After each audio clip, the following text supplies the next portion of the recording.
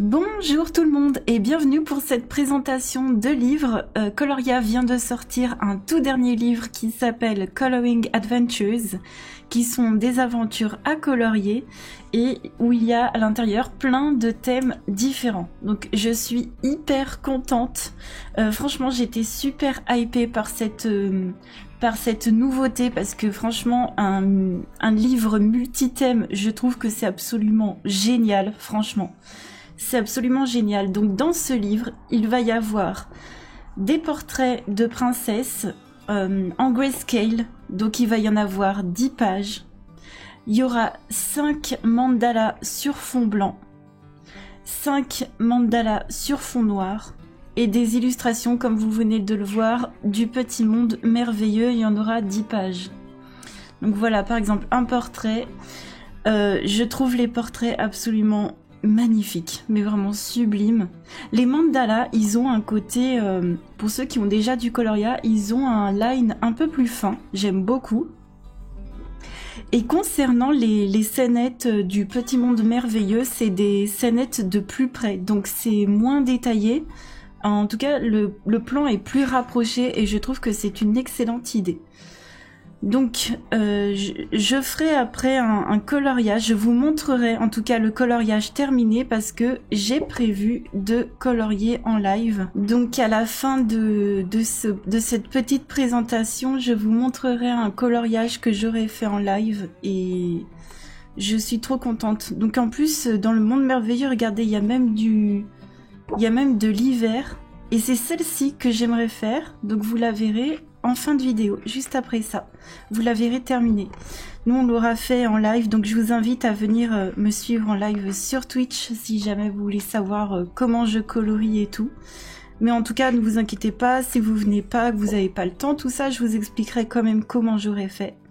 Les illustrations avec le tigre là, puis il y en a une autre avec une panthère, mais tellement magnifique. Hop, je vous montre celle-ci dans le bon sens quand même. J'adore. C'est trop mignon. Franchement, c'est trop beau. D'ailleurs, je ne sais même pas encore quel matériel je vais utiliser. Faudra que je regarde ça. Très belle panthère des neiges. Là, par contre, il y a du boulot. J'avoue, j'ai pris la geisha qui est magnifique. Où il n'y a pas d'effet poil, mais celle-ci avec les petites fourmis. J'adore. Et les petits pots en terre. Et dans les portraits, il y a vraiment de toute nationalité. Ça, c'est absolument génial. Donc, franchement, chapeau Coloria pour cette sortie. Parce que moi, franchement, je pense que c'est un de mes coups de cœur. Enfin, c'est vraiment très difficile de choisir. Mais dans celui-ci, il y a vraiment des portraits incroyables. Si un jour, vous sortez un livre avec uniquement des portraits, je pense que ça pourrait faire un tabac.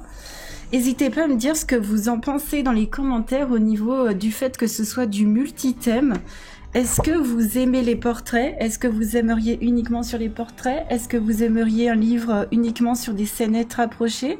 Est-ce que vous aimez justement le fait qu'il y ait trois styles différents à l'intérieur? Franchement, n'hésitez pas. Mais je trouve ce livre absolument incroyable. Voilà, on arrive à la fin du livre. Hop. Je vais vous montrer le derrière comme d'habitude. Voilà, il est super beau, les couleurs sont incroyables, vous voyez le portrait colorié ici, c'est trop beau. J'ai trouvé que je pouvais dire des choses avec la couleur et les formes que je ne pourrais pas dire autrement, choses pour lesquelles je n'avais pas de mots. De Georgia O'Keeffe. En tout cas, très belle sortie Coloria, je vous montre tout de suite ma geisha coloriée. On va voir ce que ça donne. Avant de vous montrer mon coloriage, je voulais vous préciser que vous aurez bien évidemment le lien pour acheter ce livre en barre d'infos. Il est actuellement à 15,99 € sur Amazon et vous avez 30 coloriages à l'intérieur. Je reviens pour vous parler de la première partie de mon coloriage, donc là il est en cours. Pour le visage, comme c'est une geisha, je lui ai fait un maquillage blanc, voilà, et je l'ai fait au crayon Brutfuner. Voilà, pour avoir un panel de couleurs assez conséquent, puisque c'est un portrait. Et pour tout le reste du coloriage, c'est une base de feutre alcool Twin Marker, comme ceci. Et puis, dans les yeux, j'ai mis un petit peu de Jelly Roll blanc, et puis de la peinture 3D, comme ça, de chez PBO, pour lui faire briller les yeux, comme ceci. Alors concernant le papier, j'ai vraiment des choses à vous partager parce que je pense que c'est quelque chose à prendre en compte avant d'acheter le livre. C'était pas forcément un souci pour les autres tomes parce que je pense qu'on colorie d'une autre façon, mais là dans celui-ci il y a des portraits et je sais que pour pas mal vous ne coloriez uniquement au crayon de couleur dans vos livres. Voilà, vous n'utilisez rien d'autre. Donc j'ai quand même un petit avis à vous donner.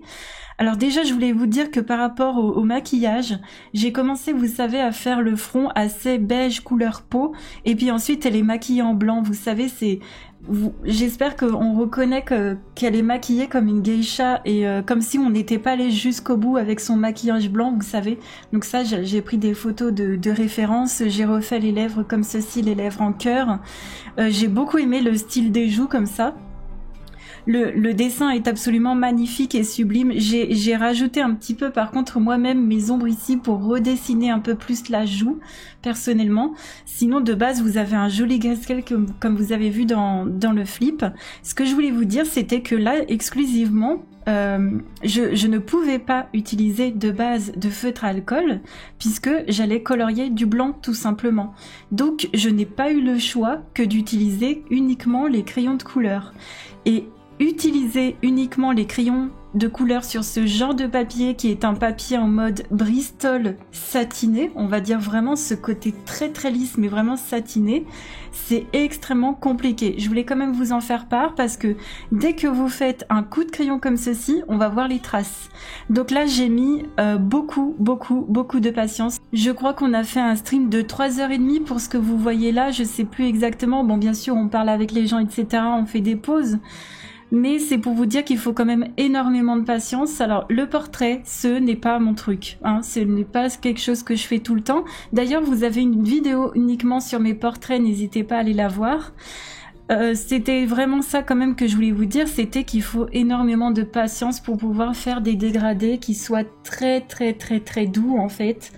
Et je voulais vous dire que voilà, sur ce papier très lisse, bah moi j'aurais préféré un papier lisse mais pas forcément satiné, vous savez, comme les autres papiers que je peux utiliser dans mes freebies. J'aurais préféré un papier comme ça parce que là c'est vraiment un papier exclusivement pour moi, pour le feutre. La peinture c'est un peu du mal au niveau de l'aquarelle, mais voilà, feutre, gouache, ce genre de matériel ça va. Mais pour le coup, pour me faciliter la vie pour le reste du coloriage, j'ai donc mis une base de feutre à alcool et normalement ça devrait le faire puisque je l'ai déjà fait maintes fois dans les livres de Coloria, c'est-à-dire de faire une base avant et puis ensuite de venir colorier au crayon de couleur. Là, il y a beaucoup moins de soucis, enfin c'est vraiment autre chose. Mais l'expérience de coloriage, de faire uniquement un coloriage Coloria au crayon de couleur quand on veut faire du blanc et qu'on veut pas trop appuyer, c'est vraiment super compliqué, je vous le cache pas, surtout que comme je répète, vraiment le papier lisse n'est pas fait de base pour les crayons de couleur. Je voulais aussi rajouter une chose très importante, c'est vrai que quand on fait des portraits, et ça vous l'entendez tout le temps auprès des gens qui s'exposent sur les réseaux, que ce soit sur surtout en vidéo ou sur Instagram, mais on ne voit pas du tout les mêmes couleurs.